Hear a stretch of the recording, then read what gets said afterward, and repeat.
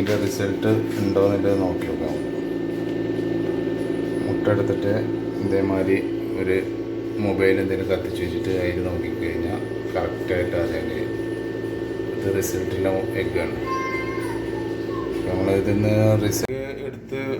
Result ഉണ്ടോ നോക്കുമ്പോൾ അത് കറക്റ്റായിട്ട് ലൈറ്റിൽ കറക്റ്റ് ചെയ്ത് വെച്ച് കഴിഞ്ഞാൽ അപ്പോൾ അതായത് റിസൾട്ട് ഇല്ലാത്ത എഗ്ഗാണ്. കറക്റ്റായിട്ട് അതിൻ്റെ ഉള്ളിൽ കാണാൻ തന്നെ സാധിക്കും. ഇങ്ങനെ വെച്ച് തിരിച്ച് കഴിഞ്ഞാൽ തിരിക്കേണ്ട ആവശ്യമൊന്നുമില്ല, ഇങ്ങനെ വെച്ചാൽ തന്നെ അറിയാം. കണ്ടോ, റിസൾട്ട് ഉണ്ടെന്നുണ്ടെങ്കിൽ കുറേ ഞരമ്പ് മാറി കുറച്ച് ഞരമ്പുകൾ ഓടിയിട്ടുണ്ടാവും. റിസൾട്ടിൽ എഗ്ഗിനെ കറക്റ്റായിട്ട് ഇതുണ്ട്. ഈ രണ്ടെന്ന് ഇതിൻ്റെ അവിടെ നമുക്കൊരു ഇത് കാണാം, അതിൻ്റെ കുഞ്ഞുങ്ങളെ രൂപം ഉണ്ടായി തുടങ്ങിയിട്ടുണ്ടാവും.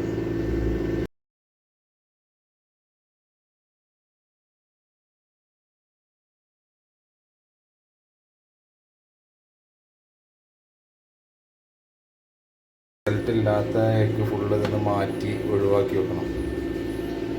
അതിന് കുറച്ചെടുത്ത് ഒഴിവാക്കിയിട്ടുണ്ട്. അത് റിസൾട്ടില്ല മുട്ട മാത്രമേ ഇപ്പോൾ നമ്മൾ ഇൻക്യുബേറ്ററിൽ വെച്ചിട്ടുള്ളൂ, ബാക്കിയെല്ലാം ഇതൊന്ന് ഒഴിവാക്കിയിട്ടുണ്ട്. അതേമാതിരി ഇനിയൊരു 18 ദിവസം നമ്മൾ റിസൾട്ടിലേക്ക് ഇനി നമുക്ക് വേണമെന്നുണ്ടെങ്കിൽ വേറെ ഡേറ്റ് ഇട്ടിട്ട് സൈഡിൽ വേറെ ഇപ്പോൾ ഞാൻ ചുവപ്പ ഒന്ന് നീല വെച്ചിട്ട് ഞാൻ കുറച്ച് എഗ്ഗ് കൂടെ വെച്ചിട്ടുണ്ട് ഇപ്പോൾ ഇതിൽ പുതിയത്. അപ്പോൾ നമുക്ക് റിസൾട്ട് ഇല്ലാത്ത എഗ്ഗ് മാറ്റി വെക്കാം, അല്ലാന്നുണ്ടെങ്കിൽ ഇല്ലാത്ത ഒഴിവാക്കിയിട്ട് കറക്റ്റ് ചെയ്തിട്ട് ഇതേമാതിരി വെച്ചാൽ മതി.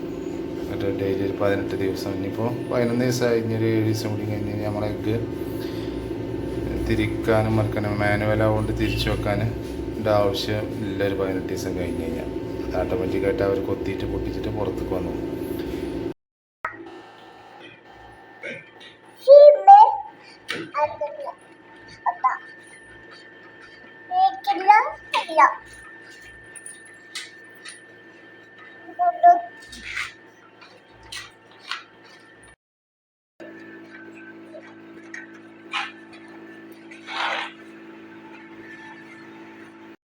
മാനുവൽ ഇൻക്യുബേറ്റർ ആണ്. ഇതാ ഇങ്ങനെയാണ് മുട്ട തിരിച്ചു വെക്കേണ്ടത്. ഇപ്പൊ നമ്മളിത് 2ആണ്, അത് 1 നാളെ രാവിലെ ഇത് 2-ാം ഭാഗം വീണ്ടും വെക്കണം. അങ്ങനെ 18 ദിവസം 19 ദിവസം മറിച്ച് വെച്ച് കഴിഞ്ഞാൽ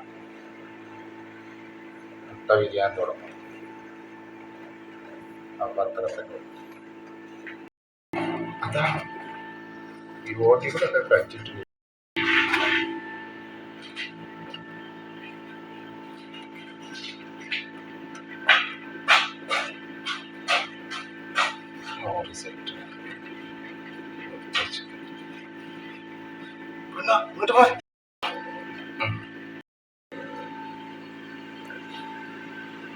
വെള്ളം ഫില്ലാക്കണേ. അതിൽ 2 കളർ എഴുത്തുണ്ട്, ഒന്ന് ചുവപ്പ് ഒന്ന് നീല.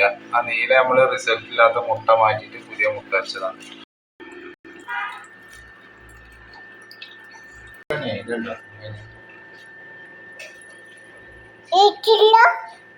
ഞാനത് വിരിയണ അന്നത്തെ ഒരു വീഡിയോ എടുത്തിട്ട് ഞാൻ വീണ്ടും തിരിച്ചു വരാം.